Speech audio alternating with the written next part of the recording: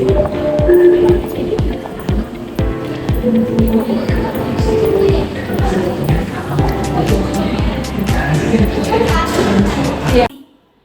semuanya, perkenalkan nama saya Haris Tirawan dari Fakultas Psikologi Universitas Bono Perjuangan Karawang. Dalam video kali ini, kita akan membahas mengenai budaya organisasi. Kedengarannya serius banget ya? Tapi tenang, kita akan bahas dalam versi gampang ini. Jadi, budaya dalam organisasi itu mirip-mirip lah sama budaya dalam masyarakat konvensi.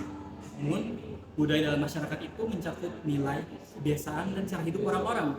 Sedangkan budaya dalam organisasi adalah nilai, kebiasaan, atau cara kerja yang dianut oleh bersama-sama oleh orang lain yang di sana juga. Jadi bisa disimpulkan kalau budaya organisasi itu adalah cara hidup orang-orang yang bekerja di dalam perusahaan tersebut.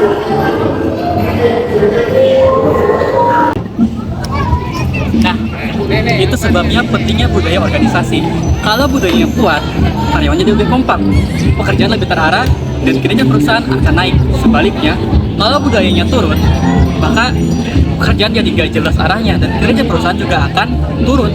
Itulah sebabnya budaya organisasi ini menentukan seberapa berhasil atau gagalnya sebuah perusahaan.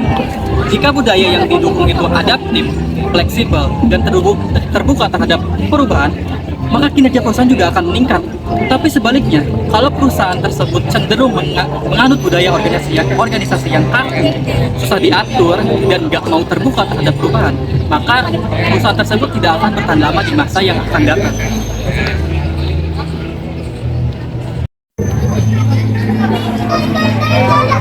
Budaya ini bisa terlihat dari beberapa hal, seperti simbol atau slogan perusahaan, moto kerja, kebiasaan seperti greeting setiap pagi, cerita atau legenda tentang pendiri perusahaan yang terus diceritakan sampai ke karyawan baru, hingga visi misi yang dianut bersama.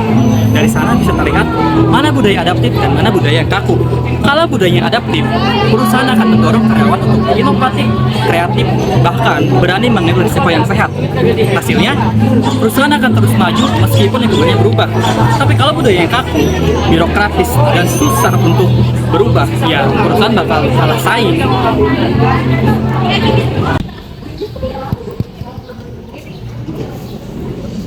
Para pemimpin juga besar banget dalam membentuk sebuah budaya organisasi.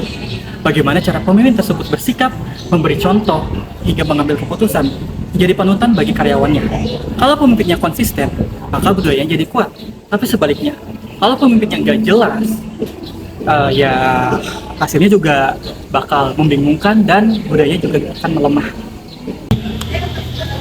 Jadi, bisa disimpulkan bahwa budaya organisasi ini bukan cuma aturan tertulis saja, melainkan suatu kebiasaan, nilai, serta cara hidup bersama orang-orang di dalam suatu perusahaan.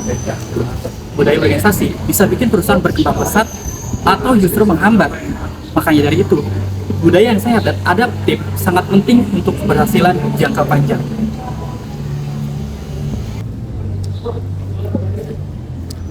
Oke, itu tadi penjelasan mengenai budaya organisasi.